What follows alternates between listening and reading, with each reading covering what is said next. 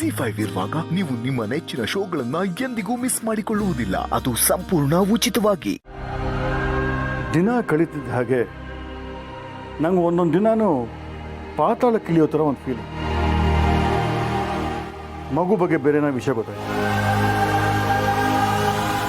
ವನಜ, ನಂಗೆ ಜಾಸ್ತಿ ಟೈಮ್ ಇಲ್ಲ. ಆ ದೊಡ್ಡ ಮನುಷ್ಯ ಹೇಳಿದ್ನಲ್ಲ, ಗುರುತಿತ್ತು, ಮಚ್ಚೆ ಇತ್ತು, ಮಾರ್ಕ್ ಇತ್ತು ಅಂತ, ಅದೇನು ಅಂತ ಹೇಳು. ಅವತ್ತು ಅವಳು ಯಾವ ಬಟ್ಟೆ ಹಾಕಿದ್ಲು, ಯಾವ ಸರ ಹಾಕಿದ್ಲು, ಯಾವ್ದಾದ್ರು ನೆನಪಿದ್ರೆ ಹೇಳು. ಅದನ್ನೇ ಇಟ್ಕೊಂಡು ಅವಳು ಎಲ್ಲಿದ್ದಾಳೆ ಅಂತ ಹುಡುಕಿದ್ರಾಯ್ತು. ಏನು ಮತ್ತೆ ಮಗುನ ಹುಡ್ಕೋ ಪ್ರಯತ್ನ ಮಾಡ್ತಿದ್ದೀರಾ? ನಮಗೆ ಬೇರೆ ಏನು ದಾರಿ ಇದೆ? ಆಸ್ತಿ ಸಿಗಬೇಕು ಅಂದರೆ ಅವಳು ಸಿಗಲೇಬೇಕು. ಅವಳ ಬಗ್ಗೆ ಏನೇನು ವಿಷಯ ಗೊತ್ತಿದೆಯೋ ಎಲ್ಲ ಹೇಳು. ಯಾಕೆಂದರೆ ನನಗೆ ಹುಡುಕಕ್ಕೆ ಈಸಿ ಆಗತ್ತೆ. ಇಲ್ಲ, ನಾನೇನು ಹೇಳೋದಿಲ್ಲ. ಯಾಕೆ? ಮಗಳು ಸಿಗಬೇಕು ಅನ್ನೋ ಆಸೆ ನಿಂಗಿಲ್ವಾ? ಇಷ್ಟು ದಿನ ಆ ಆಸೆ ಇತ್ತು, ಆದರೆ ಇನ್ಮುಂದೆ ಇಲ್ಲ. ನೀವು ಯಾವಾಗ ಪೂರ್ಣಿನೇ ನಿಮ್ಮ ಮಗಳು ಅಂತ ಹೇಳಿದ್ರು ಆಗ ಪೂರ್ಣಿನ ನನ್ನ ಮಗಳು ಅಂತ ನನ್ನ ಮನಸ್ಸು ಒಪ್ಕೊಡ್ತು. ಆದರೆ ಒಂದು ಸಾರಿ ನನ್ನ ಮಗುನ ದೂರ ಮಾಡಿದ ಸಾಲದು ಅಂತ ಮತ್ತೆ ನನ್ನ ಮಗಳನ್ನು ದೂರ ಮಾಡಿದ್ರಿ. ನೀವು ಹೇಳೋ ಸುಳ್ಳುಗಳು, ಆಸ್ತಿ ಮೇಲೆ ನಿಮ್ಮ ಆಸೆ, ನಿಮ್ಮ ಕೆಟ್ಟ ಬುದ್ಧಿ ಎಲ್ಲ ಸಂಬಂಧಗಳನ್ನ ಕೊಲ್ತಾ ಇದೆ. ಸಂಬಂಧಗಳನ್ನ ಕೊಂದರೆ ಕಾನೂನು ಪ್ರಕಾರ ತಪ್ಪಿಲ್ಲ. ನೀನು ಸ್ವಲ್ಪ ಪ್ರಾಕ್ಟಿಕಲ್ ಆಗಿ ಥಿಂಕ್ ಮಾಡೋದು ಕಲಿ. ಆ ಮಗು ಸಿಗ್ಲಿಲ್ಲ ಅಂದರೆ ನಾವು ಬೀದಿಲಿ ಬೀಳ್ಬೇಕಾಗತ್ತೆ. ಬೀದಿಗೆ ಬಿದ್ದರೆ ಪರವಾಗಿಲ್ಲ ರೀ. ಹೆತ್ತು ಮಗುನ ಅನಾಥೆ ಮಾಡಿ ಬೀದಿಗೆ ಬಿಟ್ರಲ್ಲ, ಆ ಕರ್ಮನ ನಾವು ಅನುಭವಿಸ್ಬೇಕು ಅಂದ್ಕೊಂಡು ಅನುಭವಿಸೋಣ. ಆದರೆ ಯಾವುದೇ ಕಾರಣಕ್ಕೂ ನಿಮ್ಮಂಥ ತಂದೆ ಆ ಮಗುಗೆ ಸಿಗೋದೇ ಬೇಡ. ನಿಮ್ಮಂಥವ್ರನ್ನ ತಂದೆ ಅಂತ ಒಪ್ಕೊಳ್ಳೋದಕ್ಕಿಂತ ತಾನು ಅನಾಥೆ ಅಂದ್ಕೊಂಡು ಇದ್ಬಿಡೋದು ವಾಸಿ. ನಿಮಗೆಲ್ಲ ಹುಚ್ಚಿಡ್ದಿದೆ. ಮಗು ಸಿಕ್ಕರೆ ಪ್ರಾಪರ್ಟಿ ನನಗೆ ಮಾತ್ರ ಸಿಗತ್ತಾ? ನಮ್ಮ ಬಿಸ್ನೆಸ್ಸು, ಪ್ರಾಪರ್ಟಿ ನಮಗೆಲ್ಲರಿಗೂ ಉಳಿಯತ್ತೆ. ಆಸ್ತಿ ನನಗೆ ಸಿಗಬೇಕು ಅನ್ನೋ ಆಸೆ ನನಗಿದೆ, ಅದು ನಿಜ. ನಿನಗೆ ಅವಳು ನೋಡ್ಬೇಕಾಗಿಲ್ವಾ? ಅದಕ್ಕಾದ್ರೆ ಅವಳು ಹುಡುಕ್ಬೇಕಲ್ವಾ? ಸಾಕು ರೀ, ಇಂಥ ಮಾತುಗಳನ್ನಾಡಿ ಮತ್ತೆ ನನ್ನನ್ನು ಮರಳು ಮಾಡೋದಕ್ಕೆ ನೋಡಬೇಡಿ ನೀವು. ಇಷ್ಟು ವರ್ಷ ಅನಾಥವಾಗಿ ಬೆಳೆದಿರೋ ಮಗುಗೆ ತಂದೆ ತಾಯಿ ಪ್ರೀತಿ ಕೊಡೋದು ನಮ್ಮ ಉದ್ದೇಶ ಆಗಿರ್ಬೇಕೆ ಹೊರತು ಆ ಮಗುನ ಬಳಸ್ಕೊಂಡು ಆಸ್ತಿ ಹೊಡೆಯೋದಲ್ಲ. ಮನುಷ್ಯತ್ವನೇ ಇಲ್ಲದೆ ಮಗಳ ಹೆಸರಲ್ಲಿ ಮೋಸ ಮಾಡೋನು ನನ್ನ ತಂದೆ ಅಂತ ಹೇಳ್ಕೊಳ್ಳೋ ದುರಾದೃಷ್ಟ ಆ ಮಗುಗೆ ಬರೋದೇ ಬೇಡ. ನಾನು ಅವಳ ಬಗ್ಗೆ ಏನು ಹೇಳಲ್ಲ. ವನಜ, ನೀನೇನು ಹೇಳಬೇಕಾಗಿಲ್ಲ.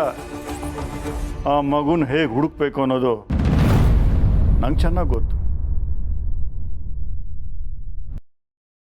ಅಭಿ, ಏನ್ ಹೇಳ್ತಿದ್ಯಾ ನೀನು? ಮನೇನ ಭಾಗ ಕೇಳೋದಾ? ಛೆ, ಹಾಗೆಲ್ಲ ಯೋಚನೆ ಮಾಡಬೇಡ ನೀನು. ಇಷ್ಟು ವರ್ಷ ಒಟ್ಟಾಗಿರೋ ಕುಟುಂಬ ಇದು. ಇದ್ದಕ್ಕಿದ್ದ ಹಾಗೆ ನೀನು ಭಾಗ ಕೇಳಿದ್ರೆ ಎಲ್ಲರೂ ನಿನ್ನನ್ನೇ ಕೆಟ್ಟವನು ಅಂತಾರೆ. ಎಲ್ಲರ ಹತ್ರ ಕೆಲ್ಸಕ್ಕೆ ಬಾರ್ದವ್ರು ಅನ್ಸ್ಕೊಳ್ಳೋದಕ್ಕಿಂತ ಕೆಟ್ಟವನು ಅನ್ಸ್ಕೊಳ್ಳೋದೇ ಒಳ್ಳೆ ಚಿಕ್ಕಮ್ಮ. ಹಾಗಂತ ಮನೆ ಭಾಗ ಕೇಳಿದ್ರೆ ಮನೆಯವರೆಲ್ಲ ಸುಮ್ಮನಿರ್ತಾರ? ಮತ್ತೆ ನನ್ನ ಪಾಲಿಗೆ ಸಿಗ್ಬೇಕಾಗಿರೋ ಗೌರವ, ನನ್ನ ಪಾಲಿಗೆ ಸಿಗ್ಬೇಕಾಗಿರೋ ಸ್ಥಾನ, ಅಧಿಕಾರ ಇನ್ಯಾವನ್ಗೋ ಕೊಡ್ತಾ ಇದ್ರೆ ನೋಡ್ಕೊಂಡು ಸುಮ್ಮನಿರ್ಬೇಕಾ? ಈ ಮನೆ ಏನಾದರೂ ಭಾಗ ಆಗೋದ್ರೆ ನಿಮ್ಮ ತಂದೆಗೆ ಅವಮಾನ ಆಗುತ್ತೆ ಅಂತ ಅವ್ರು ಯಾರು ಒಪ್ಪಲ್ಲ ಅಭಿ. ಹಾಗಾದ್ರೆ ನನಗಾಗ್ತಿರೋ ಅವಮಾನ ಲೆಕ್ಕಕ್ಕೆ ಇಲ್ವಾ ಚಿಕ್ಕಮ್ಮ? ಅಭಿ, ಭಾಗ ಕೇಳೋದು ಅಂದ್ರೆ ತಮಾಷೆ ಮಾತಲ್ಲ.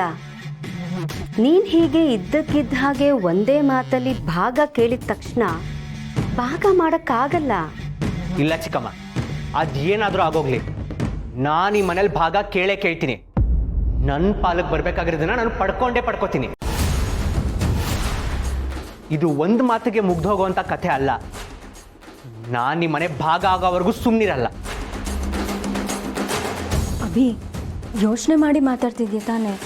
ಈ ಮನೆ ಒಡೆದು ಹೋದ್ರೆ ಪಾಪ ತುಳಸಿ ಅಮ್ಮ ಎಷ್ಟು ಬೇಜಾರು ಮಾಡ್ಕೊತಾರೆ ಗೊತ್ತಾ? ಆಗ ಸಮರ್ಥ ಬೇಜಾರು ಮಾಡ್ಕೊತಾನೆ.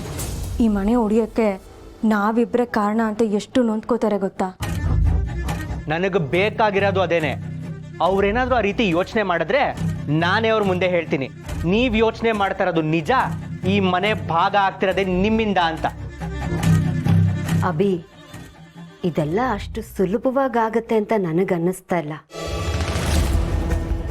ಮನೆಯವರೆಲ್ಲರೂ ನಿನ್ನ ವಿರುದ್ಧವಾಗಿ ಮಾತಾಡೋಕೆ ಶುರು ಮಾಡ್ತಾರೆ. ಮನೆಯವರೆಲ್ಲರೂ ಒಂದಾಗಿ ನಿನ್ನ ಸೋಲ್ಸೋಕ್ ಪ್ರಯತ್ನ ಪಡ್ತಾರೆ. ಸೋಲೋ ಮಾತೇ ಇಲ್ಲ ಚಿಕ್ಕಮ್ಮ.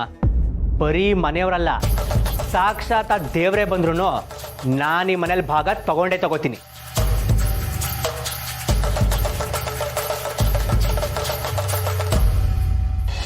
ನನಗೆ ಅಂತ ಒಂದು ಐಡೆಂಟಿಟಿ ಬೇಡವಾ? ನನ್ನ ಕಂಪ್ನಿಲಿ ಎಲ್ಲ ನಿರ್ಧಾರಗಳು ನಾನು ತಗೋಬೇಕು. ಆದರೆ ಇಲ್ಲಿ ಹೆಸರಿಗೆ ಮಾತ್ರ ಕಂಪ್ನಿ ನಂದು, ಆದರೆ ಎಲ್ಲ ನಿರ್ಧಾರಗಳು ಅವ್ರದ್ದು. ಇಲ್ಲ ಚಿಕ್ಕಮ್ಮ, ಈ ಮನೆ ಭಾಗ ಆಗದೆ ಇದಕ್ಕೆಲ್ಲ ಪರಿಹಾರ. ನನಗೆ ಗೊತ್ತು ಅಭಿ, ನೀನು ಮನೆ ಭಾಗ ತಗೊಂಡ್ರೆ ಒಂದೇ ವರ್ಷದಲ್ಲಿ ಇಡೀ ಕುಟುಂಬನ ಮೀರ್ಸೋ ಹಾಗೆ ಬೆಳಿತೀಯ. ಸಾವಿರಾರು ಜನಕ್ಕೆ ಕೆಲಸ ಕೊಡ್ತೀಯ, ಒಳ್ಳೆ ಬಿಸ್ನೆಸ್ ಮ್ಯಾನ್ ಅಂತ ಅವಾರ್ಡು ತಗೋತೀಯ. ಅದರಲ್ಲಿ ಅನುಮಾನನೇ ಇಲ್ಲ. ನಿನಗಿರೋ ಅರ್ಹತೆ ಏನು ಅಂತ ಈ ಮನೇಲಿರೋರ್ಗೆ ಅರ್ಥ ಆಗ್ತಿಲ್ಲ ಅಭಿ. ನಿನ್ನನ್ನು ಕಟ್ ಹಾಕಿ ಮೂಲೆಯಲ್ಲಿ ಕೂರಿಸಿ ನಿನ್ನ ಬದಲಿಗೆ ಬೇರೆ ಯಾರಿಗೋ ಕಿರೀಟ ಹಾಕೋ ಯೋಚನೆ ಮಾಡ್ತಿದ್ದಾರೆ. ಹಾಗಂತ ನೀನು ಮನೇಲಿ ಭಾಗ ಕೇಳಿದ್ರೆ ಈ ಮನೇಲಿರೋ ಮನಸ್ಸುಗಳೆಲ್ಲ ಒಡ್ದೋಗಲ್ವಾ ಅಭಿ? ಚಿಕ್ಕಮ್ಮ, ಈ ಮನೇಲಿ ನಿಮ್ಮನ್ನ ಬಿಟ್ರೆ ನನ್ನ ಬಗ್ಗೆ ಆಗಲಿ, ನನ್ನ ಮನ್ಸಿಗಾಗಿರೋ ನೋವು ಬಗ್ಗೆ ಆಗಲಿ ಯಾರು ಯೋಚನೆ ಮಾಡಲ್ಲ. ಅಂಥದ್ರಲ್ಲಿ ಇವ್ರುಗಳ ಮನ್ಸು ಹೊಡೆದೋಗುತ್ತೆ ಅಂತ ನಾನು ಯಾಕೆ ಯೋಚನೆ ಮಾಡಬೇಕು? ನಿಜ ಅಭಿ, ಇವ್ರು ಯಾರು ನಿನ್ನ ಬಗ್ಗೆ ಯೋಚನೆನೇ ಮಾಡಲಿಲ್ಲ. ನಿನಗೆಷ್ಟೇ ಅವಮಾನಗಳಾದರೂ, ನಿನಗೆಷ್ಟೇ ಬೇಜಾರಾದರೂ ಇವ್ರು ಅದನ್ನೆಲ್ಲ ಲೆಕ್ಕಕ್ಕೆ ತಗೊಳ್ಳಿಲ್ಲ. ನಿನ್ನ ವಿರುದ್ಧ ಒಂದಲ್ಲ ಒಂದು ರೀತಿಲಿ ದ್ವೇಷ ಸಾಧಿಸ್ತಿದ್ರು. ಆ ರೆಸಾರ್ಟ್ ಜಾಗದಲ್ಲಿ ರೇಡ್ ಮಾಡಿಸಿದ್ರು. ಕಂಪನಿಲಿ ನಿನ್ನ ಅಧಿಕಾರ ಕಿತ್ಕೊಳ್ಳೋಕೆ ನೋಡಿದ್ರು. ಇದೆಲ್ಲ ನಿಜಾನೇ. ಇವರಿಂದ ನೀನು ದೂರ ಆಗಿ ನಿನ್ನ ಪಾಡಿಗೆ ನೀನು ಬದುಕಿದ್ರೆ ಇವರೆಲ್ಲರಿಗಿಂತ ಎತ್ತರಕ್ಕೆ ಬೆಳೀತೀಯ ಅನ್ನೋದು ನಿಜಾನೇ. ಹಾಗಂತ ಸಂಬಂಧಗಳನ್ನ ದೂರ ಮಾಡ್ಕೊಳ್ಳೋಕ್ಕಾಗುತ್ತಾ ಅಭಿ? ಎಷ್ಟೇ ಆದರೂ ಬಾವ ನಿನ್ನ ತಂದೆ, ತುಳಸಿ ಅವರು ನಿನ್ನ ತಾಯಿ. ಚಿಕ್ಕಮ್ಮ, ಅಂಥ ಮಾತು ಮಾತ್ರ ಆಡಬೇಡಿ. ನಮ್ಮಮ್ಮ ಪ್ರಾಣ ಬಿಡ್ತೀನಾನೆ ಅವ್ರು ನನಗೆ ಅಪ್ಪ ಅನ್ನೋದನ್ನ ಮರ್ತ್ಬಿಟ್ಟೆ. ಇನ್ನು ಅವ್ರನ್ನ ಮದುವೆ ಆಗಿ ಈ ಮನೆಗೆ ಬಂದಿರೋರ್ನ ಅಮ್ಮ ಅಂತ ಒಪ್ಕೋತೀನ? ಸಾಧ್ಯನೇ ಇಲ್ಲ. ನನ್ನ ಪಾಲ್ಗ ಸಂಬಂಧಗಳೆಲ್ಲ ಯಾವತ್ತೂ ಸತ್ತು ಹೋಗಿದೆ. ಈಗ ನನ್ನ ಜೀವನ ನಾನು ನೋಡ್ಕೋಬೇಕು. ಇನ್ನು ಸಂಬಂಧಗಳು ಅಂತ ನಾನು ಕೂತ್ಕೊಂಡ್ರೆ ಇವರೆಲ್ಲ ಸೇರಿ ನನ್ನ ಜೀವನನೇ ಹಾಳು ಮಾಡ್ಬಿಡ್ತಾರೆ.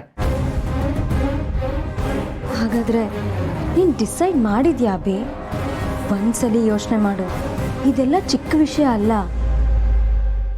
ನಾನು ಡಿಸೈಡ್ ಮಾಡಿದ್ದಾಗಿದೆ. ನನಗೆ ಈ ಮನೇಲಿ ಭಾಗ ಬೇಕೇ ಬೇಕು. ಈ ಮನೆ ಒಡಿಲೇಬೇಕು.